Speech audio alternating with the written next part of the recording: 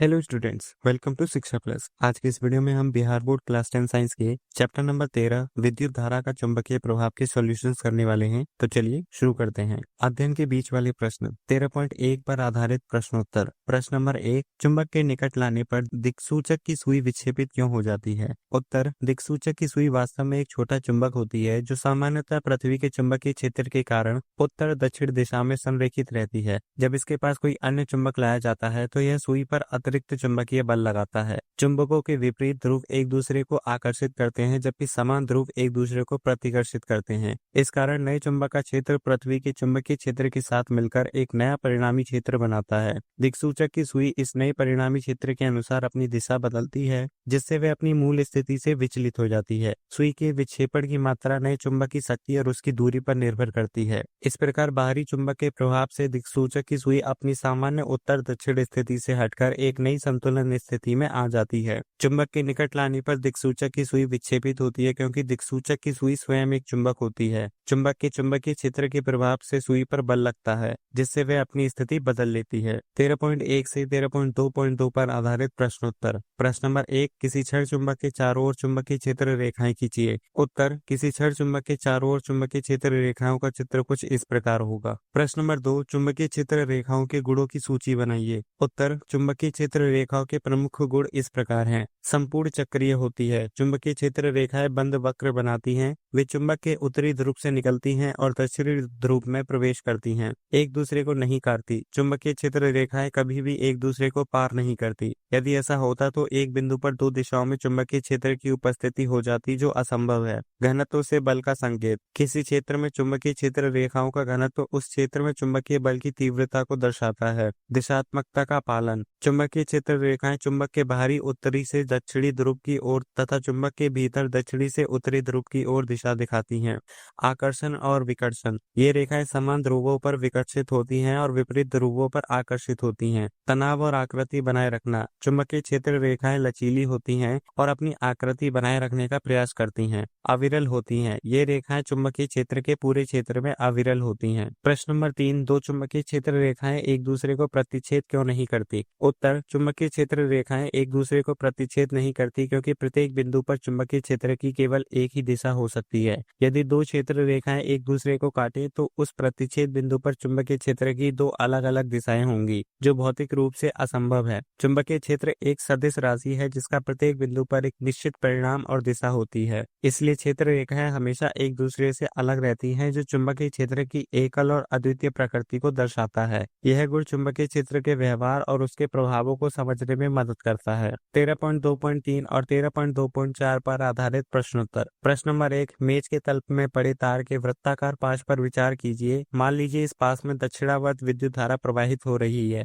दक्षिण हस्त अंगुष्ठ नियम को लागू करके पाश के भीतर तथा बाहरी चुंबकीय क्षेत्र की दिशा ज्ञात कीजिए। उत्तर, दक्षिण हस्त अंगुष्ठ नियम का उपयोग करके हम चुंबकीय क्षेत्र की दिशा निर्धारित कर सकते हैं। इस नियम के अनुसार यदि दाहिने हाथ की अंगुलियां विद्युत धारा की दिशा में मुड़ी हुई हैं तो अंगूठा चुंबकीय क्षेत्र की दिशा को दर्शाता है। दक्षिणावर्त धारा के लिए पाश के भीतर चुंबकीय क्षेत्र की दिशा मेज के तल के लंबवत नीचे की ओर होगी। पाश के बाहर चुंबकीय क्षेत्र की दिशा मेज के तल के लंबवत ऊपर की ओर होगी। यह परिणाम चुंबकीय क्षेत्र के वृत्तीय प्रकृति को दर्शाता है जो विद्युत धारा के चारों ओर घूमता है। पाश में प्रवाहित दक्षिणावर्त दिशा में धारा के कारण चुंबकीय क्षेत्र का चित्र कुछ इस प्रकार होगा। प्रश्न नंबर 2, किसी दिए गए क्षेत्र में चुंबकीय क्षेत्र एक समान है, इसे निरूपित करने के लिए आरेख खींचिए। उत्तर, एक समान चुंबकीय क्षेत्र को दर्शाने के लिए हम समांतर सीधी रेखाएं खींचते हैं। ये रेखाएं एक दूसरे से समान दूरी पर होती हैं और समान दिशा में होती हैं। आरेख में क्षेत्र रेखाएं बाएं से दाएं या ऊपर से नीचे जा सकती हैं जो क्षेत्र की दिशा पर निर्भर करता है। प्रत्येक रेखा पर तीर का निशान होता है जो चुंबकीय क्षेत्र की दिशा को दर्शाता है। रेखाओं के बीच की समान दूरी यह दर्शाती है कि क्षेत्र की तीव्रता सभी बिंदुओं पर समान है। यह आरेख एक समान चुंबकीय क्षेत्र की मुख्य विशेषताओं, समान तीव्रता और एक ही दिशा को स्पष्ट रूप से प्रदर्शित करता है। प्रश्न नंबर 3, सही विकल्प चुनिए। किसी विद्युत धारावाही सीधी लंबी परिनालिका के भीतर चुंबकीय क्षेत्र शून्य होता है। इसके सिरे की ओर जाने पर घटता है, इसके सिरे की ओर जाने पर बढ़ता है, सभी बिंदुओं पर समान होता है। उत्तर होगा डी, सभी बिंदुओं पर समान होता है। 13.3 पर आधारित प्रश्नोत्तर। प्रश्न नंबर 1, किसी प्रोटॉन इलेक्ट्रॉन का निम्नलिखित में से कौन सा गुण किसी चुंबकीय क्षेत्र में मुक्त गति करते समय परिवर्तित हो जाता है? यहाँ एक से अधिक सही उत्तर हो सकते हैं। द्रव्यमान, चाल, वेग, संवेग। उत्तर होगा सी वेग तथा डी संवेग। प्रश्न नंबर 2, क्रियाकलाप 13.7 में हमारे विचार से छड़ AB का विस्थापन किस प्रकार प्रभावित होगा यदि नंबर 1 छड़ AB में प्रवाहित विद्युत धारा में वृद्धि हो जाए, नंबर 2 अधिक प्राणाल चुंबक प्रयोग किया जाए और नंबर 3 छड़ AB की लंबाई में वृद्धि कर दी जाए। उत्तर हम जानते हैं कि F = BIL, इसलिए नंबर 1 छड़ का विस्थापन बढ़ जाएगा क्योंकि F प्रोपोर्शनल I बल का मान चालक में प्रवाहित धारा के मान के समानुपाती होता है। नंबर 2 छड़ का विस्थापन बढ़ जाएगा क्योंकि F प्रोपोर्शनल B बल का मान चुंबकीय क्षेत्र की तीव्रता के समानुपाती होता है। नंबर 3 छड़ का विस्थापन बढ़ जाएगा क्योंकि F प्रोपोर्शनल L बल का मान चालक की लंबाई के समानुपाती होता है। प्रश्न नंबर 3, पश्चिम की ओर प्रक्षेपित कोई धनावेशित कण अल्फा कण किसी चुंबकीय क्षेत्र द्वारा उत्तर की ओर विक्षेपित हो जाता है। चुंबकीय क्षेत्र की दिशा क्या है? दक्षिण की ओर, पूर्व की ओर, अधोमुखी, ऊपरीमुखी। उत्तर होगा डी ऊपरीमुखी। 13.4 पर आधारित प्रश्नोत्तर। प्रश्न नंबर 1, फ्लेमिंग का वाम हस्त नियम लिखिए। उत्तर, फ्लेमिंग का वाम हस्त नियम चुंबकीय क्षेत्र में रखे चालक पर लगने वाले बल की दिशा बताता है। इस नियम के अनुसार बाएं हाथ की तर्जनी, मध्यमा और अंगूठे को एक दूसरे के लंबवत फैलाएं। तर्जनी चुंबकीय क्षेत्र की दिशा, मध्यमा विद्युत धारा की दिशा और अंगूठा चालक पर लगने वाले बल की दिशा दर्शाता है। यह नियम विद्युत मोटर और अन्य विद्युत चुंबकीय उपकरणों के कार्य को समझने में मदद करता है। प्रश्न नंबर 2, विद्युत मोटर का क्या सिद्धांत है? उत्तर, विद्युत मोटर का सिद्धांत विद्युत ऊर्जा को यांत्रिक ऊर्जा में परिवर्तित करने पर आधारित है। जब किसी कुंडली में विद्युत धारा प्रवाहित की जाती है और उसे चुंबकीय क्षेत्र में रखा जाता है तो कुंडली पर एक बल युग्म कार्य करता है। यह बल युग्म कुंडली को उसकी अक्ष पर घुमाने का प्रयास करता है। यदि कुंडली स्वतंत्र रूप से घूम सकती है तो वह निरंतर घूर्णन गति प्राप्त करती है। यह घूर्णन गति विभिन्न यांत्रिक कार्यों के लिए उपयोग की जाती है। प्रश्न नंबर 3, विद्युत मोटर में विभक्त वलय की क्या भूमिका है? उत्तर, विद्युत मोटर में विभक्त वलय या कम्यूटेटर एक महत्वपूर्ण भूमिका निभाता है। यह आर्मेचर कुंडली में प्रवाहित होने वाली धारा की दिशा को हर आधे चक्र में बदलता है। इस दिशा परिवर्तन के कारण आर्मेचर पर लगने वाले बल की दिशा भी बदलती रहती है। परिणाम स्वरूप कुंडली पर लगातार एक ही दिशा में घूर्णी बल लगता रहता है जो कुंडली को निरंतर एक ही दिशा में घुमाता है। इस प्रकार विभक्त वलय मोटर के निरंतर घूर्णन को सुनिश्चित करता है। 13.5 पर आधारित प्रश्नोत्तर। प्रश्न नंबर 1, किसी कुंडली में विद्युत धारा प्रेरित करने के विभिन्न ढंग स्पष्ट कीजिए। उत्तर, किसी कुंडली में विद्युत धारा प्रेरित करने के मुख्य तरीके हैं। नंबर 1, चुंबकीय क्षेत्र परिवर्तन, कुंडली के माध्यम से गुजरने वाले चुंबकीय क्षेत्र को बदलकर। नंबर 2, गति द्वारा, कुंडली और चुंबक के बीच सापेक्ष गति उत्पन्न करके। नंबर 3, अन्य कुंडली द्वारा, पास की किसी अन्य कुंडली में धारा परिवर्तन करके। नंबर 4, स्वप्रेरण, कुंडली में प्रवाहित धारा को बदलकर। नंबर 5, ये सभी विधियां फैराडे के विद्युत चुंबकीय प्रेरण के नियम पर आधारित है जिसके अनुसार चुंबकीय फ्लक्स में परिवर्तन विद्युत धारा प्रेरित करता है। 13.6 पर आधारित प्रश्नोत्तर। प्रश्न नंबर 1, विद्युत जनित्र का सिद्धांत लिखिए। उत्तर, विद्युत जनित्र का सिद्धांत यांत्रिक ऊर्जा को विद्युत ऊर्जा में परिवर्तित करने पर आधारित है। इसमें एक कुंडली को शक्तिशाली चुंबकीय क्षेत्र में घुमाया जाता है। कुंडली के घूमने से उसमें से गुजरने वाले चुंबकीय फ्लक्स में निरंतर परिवर्तन होता है। यह परिवर्तन फैराडे के नियम के अनुसार कुंडली में विद्युत धारा प्रेरित करता है। कुंडली को घुमाने में किया गया यांत्रिक कार्य विद्युत ऊर्जा में परिवर्तित हो जाता है। इस प्रकार जनिक यांत्रिक ऊर्जा को विद्युत ऊर्जा में बदला जाता है। प्रश्न नंबर 2, दिष्ट धारा के कुछ स्रोतों के नाम लिखिए। उत्तर, दिष्ट धारा डीसी के स्रोत, विद्युत रासायनिक सेल, बैटरियां, सौर सेल, डीसी जनित्र, थर्मोकपल। 13.7 पर आधारित प्रश्नोत्तर। प्रश्न नंबर 1, विद्युत परिपथों तथा साधित्रों में सामान्यतः उपयोग होने वाले 2 सुरक्षा उपायों के नाम लिखिए। उत्तर, सामान्यतः उपयोग में आने वाले 2 उपायों के नाम निम्नवत हैं। नंबर 1, विद्युत फ्यूज। नंबर 2, भू संपर्क तार का उपयोग। प्रश्न नंबर 2 किलोवाट शक्ति अनुमतांक का एक विद्युत तंदूर किसी घरेलू विद्युत परिपथ 220 वोल्ट में प्रचालित किया जाता है जिसका विद्युत धारा अनुमतांक 5 एम्पियर है। इससे आप किस परिणाम की अपेक्षा करते हैं, स्पष्ट कीजिए। हल, दिया है शक्ति P = 2 kilowatt, voltage V = 220 volt. हम जानते हैं कि शक्ति P = V × I या I = P/V, जिससे I का मान निकलेगा 9.09 एम्पियर। अर्थात विद्युत तंदूर लाइन से 9.09 एम्पियर की धारा लेगा जो कि फ्यूज की क्षमता से अधिक है, अतः फ्यूज का तार गल जाएगा। प्रश्न नंबर 3, घरेलू विद्युत परिपथों में अतिभारण से बचाव के लिए क्या सावधानी बरतनी चाहिए? उत्तर, एक ही सॉकेट से बहुत ज्यादा विद्युत उपकरणों को संयोजित नहीं करना चाहिए क्योंकि इससे अतिभारण हो सकता है। अभ्यास। प्रश्न नंबर 1, निम्नलिखित में से कौन किसी लंबे विद्युत धारावाही तार के निकट चुंबकीय क्षेत्र का सही वर्णन करता है? चुंबकीय क्षेत्र की क्षेत्र रेखाएं तार के लंबवत होती हैं। चुंबकीय क्षेत्र की क्षेत्र रेखाएं तार के समांतर होती हैं। चुंबकीय क्षेत्र की क्षेत्र रेखाएं अरीय होती हैं जिनका उद्भव तार से होता है। चुंबकीय क्षेत्र की संकेंद्रित संकेंद्री क्षेत्र रेखाओं का केंद्र तार होता है? उत्तर होगा डी, चुंबकीय क्षेत्र की संकेंद्री क्षेत्र रेखाओं का केंद्र तार होता है।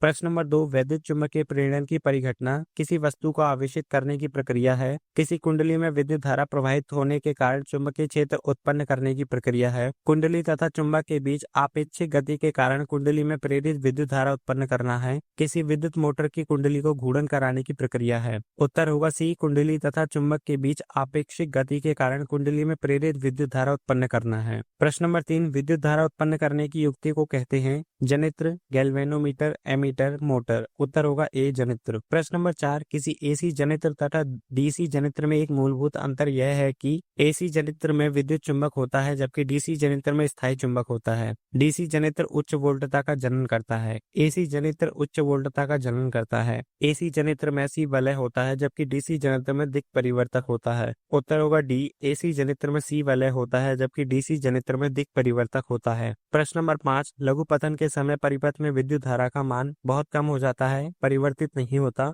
बहुत अधिक बढ़ जाता है, निरंतर परिवर्तित होता है। उत्तर होगा सी, बहुत अधिक बढ़ जाता है। प्रश्न नंबर 6, निम्नलिखित प्रकथनों में कौन सा सही है तथा कौन सा गलत है, इसे प्रकथन के सामने अंकित कीजिए। विद्युत मोटर यांत्रिक ऊर्जा को विद्युत ऊर्जा में रूपांतरित करता है, असत्य। विद्युत जनित्र वैद्युत चुंबकीय प्रेरण के सिद्धांत पर कार्य करता है, सत्य। किसी लंबी वृत्ताकार विद्युत धारावाही कुंडली के केंद्र पर चुंबकीय क्षेत्र समांतर सीधी क्षेत्र रेखाएं होता है, सत्य। हरे विद्युत रोधन वाला तार प्राय विद्युन्मय तार होता है, सत्य। प्रश्न नंबर 7, चुंबकीय क्षेत्र को उत्पन्न करने के 3 तरीकों की सूची बनाइए। उत्तर, चुंबकीय क्षेत्र को उत्पन्न करने के 3 मुख्य तरीके हैं। स्थायी चुंबक, लोहे या निकल जैसी धातुओं से बनी चुंबक, विद्युत धारा, किसी चालक तार में बहने वाली विद्युत धारा, गतिमान आवेश, गति करते हुए आवेशित कण जैसे इलेक्ट्रॉन। इन तीनों तरीकों में चुंबकीय क्षेत्र रेखाएं उत्पन्न होती हैं जो चुंबकीय बल को दर्शाती हैं। प्रश्न नंबर 8, परिनालिका चुंबक की भांति कैसे व्यवहार करती है? क्या आप किसी छड़ चुंबक की सहायता से किसी विद्युत धारावाही परिनालिका के उत्तर ध्रुव तथा दक्षिण ध्रुव का निर्धारण कर सकते हैं? उत्तर, परिनालिका जो विद्युत रोधी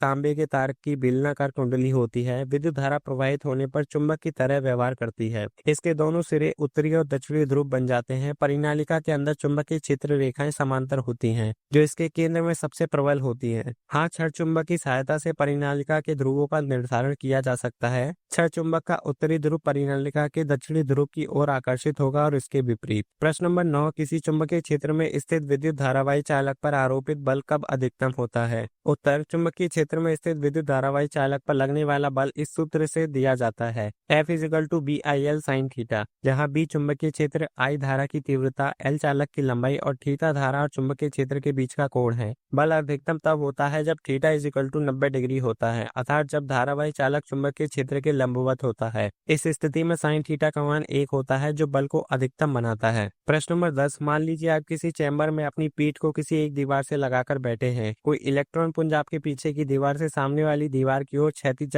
गमन करते हुए किसी प्रबल चुंबकीय क्षेत्र द्वारा आपके दाईं ओर विक्षेपित हो जाता है। चुंबकीय क्षेत्र की दिशा क्या है? उत्तर, इस स्थिति में फ्लेमिंग के बाएं हाथ के नियम का उपयोग करके चुंबकीय क्षेत्र की दिशा निर्धारित की जा सकती है। इस नियम के अनुसार यदि बाएं हाथ की तर्जनी विद्युत धारा या इलेक्ट्रॉन प्रवाह की विपरीत दिशा की ओर और अंगूठा विक्षेपण की दिशा में हो तो मध्यमा चुंबकीय क्षेत्र की दिशा दर्शाएगी। इस प्रश्न में चुंबकीय क्षेत्र की दिशा ऊर्ध्वाधर नीचे की ओर होगी। प्रश्न नंबर 11, विद्युत मोटर का नामांकित आरेख खींचिए, इसका सिद्धांत तथा कार्यविधि स्पष्ट कीजिए। विद्युत मोटर में विभक्त वलय का क्या महत्व है? उत्तर, विद्युत मोटर एक ऐसा उपकरण है जो विद्युत ऊर्जा को यांत्रिक ऊर्जा में परिवर्तित करता है। इसका सिद्धांत चुंबकीय क्षेत्र में स्थित धारावाही चालक पर बल लगने पर आधारित है। कार्यविधि, जब आर्मेचर कुंडली में विद्युत धारा प्रवाहित होती है तो फ्लेमिंग के बाएं हाथ के नियम के अनुसार इसकी भुजाओं पर विपरीत दिशा में बल लगता है। यह बल युग्म आर्मेचर को घुमाता है। विभक्त वलय और कार्बन ब्रशों की मदद से धारा की दिशा हर आधे चक्कर के बाद बदल जाती है। इससे आर्मेचर लगातार एक ही दिशा में घूमता रहता है। विभक्त वलय का महत्व, विभक्त वलय आर्मेचर में धारा की दिशा को नियंत्रित करता है। यह सुनिश्चित करता है कि आर्मेचर पर लगने वाला बल हमेशा एक ही दिशा में हो, जिससे मोटर निरंतर घूमती रहती है। प्रश्न नंबर 12, ऐसी कुछ युक्तियों के नाम लिखिए जिनमें विद्युत मोटर उपयोग किए जाते हैं। उत्तर, विद्युत मोटर का उपयोग निम्नलिखित उपकरणों में किया जाता है: पंखे और कूलर, वॉशिंग मशीन, मिक्सर और grinder, water pump, air conditioner, refrigerator, computer के हार्ड डिस्क ड्राइव, विद्युत चालित खिलौने, CD और DVD प्लेयर। प्रश्न नंबर 13, कोई विद्युत रोधी तांबे के तार की कुंडली किसी गैल्वेनोमीटर से संयोजित है? क्या होगा यदि कोई छड़ चुंबक? उत्तर नंबर ए, जब छड़ चुंबक को कुंडली में धकेला जाता है तो कुंडली में एक क्षणिक प्रेरित धारा उत्पन्न होगी। गैल्वेनोमीटर एक तरफ विक्षेप दिखाएगा। नंबर बी, जब छड़ चुंबक को कुंडली से बाहर खींचा जाता है तो फिर से एक क्षणिक प्रेरित धारा उत्पन्न होगी। गैल्वेनोमीटर विपरीत दिशा में विक्षेप दिखाएगा। नंबर सी, जब छड़ चुंबक कुंडली के भीतर स्थिर रखा जाता है तो कोई प्रेरित धारा उत्पन्न नहीं होगी। गैल्वेनोमीटर कोई विक्षेप नहीं दिखाएगा। ये प्रभाव फैराडे के विद्युत चुंबकीय प्रेरण के नियम पर आधारित है, जिसके अनुसार चुंबकीय क्षेत्र में परिवर्तन होने पर ही प्रेरित धारा उत्पन्न होती है। प्रश्न नंबर 14, दो वृत्ताकार कुंडली ए तथा बी एक दूसरे के निकट स्थित है। यदि कुंडली ए में विद्युत धारा में कोई परिवर्तन करे तो क्या कुंडली बी में कोई विद्युत धारा प्रेरित होगी? कारण लिखिए। उत्तर, हाँ, कुंडली बी में विद्युत धारा प्रेरित होगी। इसके कारण निम्नलिखित है। जब कुंडली ए में विद्युत धारा में परिवर्तन होता है तो इसके चारों ओर का चुंबकीय क्षेत्र भी परिवर्तित होता है। यह परिवर्तित चुंबकीय क्षेत्र कुंडली बी को भी प्रभावित करता है। फैराडे के विद्युत चुंबकीय प्रेरण के नियम के अनुसार जब किसी चालक के आसपास के चुंबकीय क्षेत्र में परिवर्तन होता है तो उस चालक में विद्युत धारा प्रेरित होती है। इस प्रकार कुंडली ए के चुंबकीय क्षेत्र में परिवर्तन के कारण कुंडली बी में विद्युत धारा प्रेरित होती है। यह प्रक्रिया अन्योन्य प्रेरण कहलाती है और ट्रांसफार्मर जैसे उपकरणों में इसका उपयोग किया जाता है। प्रश्न नंबर 15, निम्नलिखित की दिशा को निर्धारित करने वाला नियम लिखिए। किसी विद्युत धारावाही सीधे चालक के चारों ओर उत्पन्न चुंबकीय क्षेत्र, किसी चुंबकीय क्षेत्र में क्षेत्र के लंबवत स्थित विद्युत धारावाही सीधे चालक पर आरोपित बल तथा किसी चुंबकीय क्षेत्र में किसी कुंडली के घूर्णन करने पर उस कुंडली में उत्पन्न प्रेरित विद्युत धारा। उत्तर, धारावाही चालक के चारों ओर चुंबकीय क्षेत्र की दिशा मैक्सवेल का दक्षिण हस्त नियम।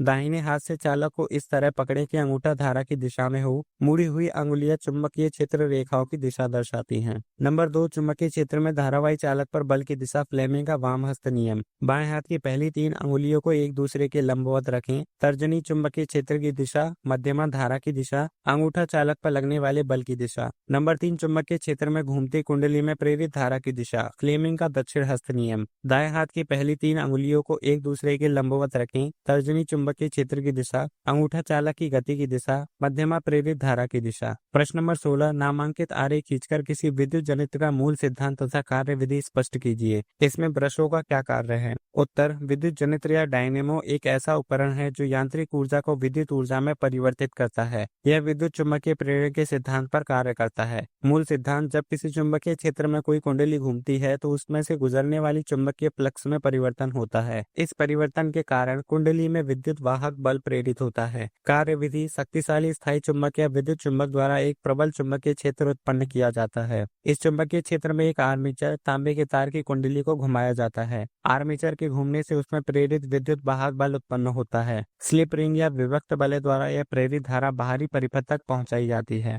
ब्रशों का कार्य, ब्रश कार्बन या तांबे के बने स्लिप रिंग या विभक्त बल्ले के संपर्क में रहते हैं। ये घूमते हुए आर्मेचर से विद्युत धारा को स्थिर बाहरी परिपथ तक पहुंचाने का कार्य करते हैं। दिष्ट धारा जनित्र में ब्रश धारा की दिशा को एक ही दिशा में बनाए रखने में मदद करते हैं। यहाँ एक सरल नामांकित आरेख होना चाहिए जो विद्युत जनित्र के मुख्य भागों स्थायी चुंबक, आर्मेचर, स्लिप रिंग, विभक्त बल्ले और ब्रश को दर्शाता हो। प्रश्न नंबर 17, किसी विद्युत परिपथ में लघु पतन कब होता है? उत्तर, लघु पतन एक ऐसी स्थिति है जब विद्युत परिपथ में अचानक बहुत अधिक धारा प्रवाहित होने लगती है। यह निम्नलिखित कारणों से हो सकता है। जब विद्युत में तार और उदासीन तार एक दूसरे के सीधे संपर्क में आ जाते हैं, तारों के इंसुलेशन में क्षति होने पर, किसी विद्युत उपकरण में आंतरिक दोष के कारण, नमी या पानी के कारण विद्युत का अवांछित मार्ग बनने पर। प्रश्न नंबर 18, भूसंपर्क तार का क्या कार्य है? धातु के आवरण वाले विद्युत साधित्रों को भूसंपर्कित करना क्यों आवश्यक है? उत्तर, भूसंपर्क तार अर्थिंग वायर एक सुरक्षा उपाय है जो विद्युत उपकरणों को पृथ्वी से जोड़ता है। इसके कार्य और महत्व निम्नलिखित हैं। सुरक्षा, यह अतिरिक्त या अवांछित विद्युत धारा को पृथ्वी में प्रवाहित कर देता है जिससे विद्युत झटके का खतरा कम हो जाता है।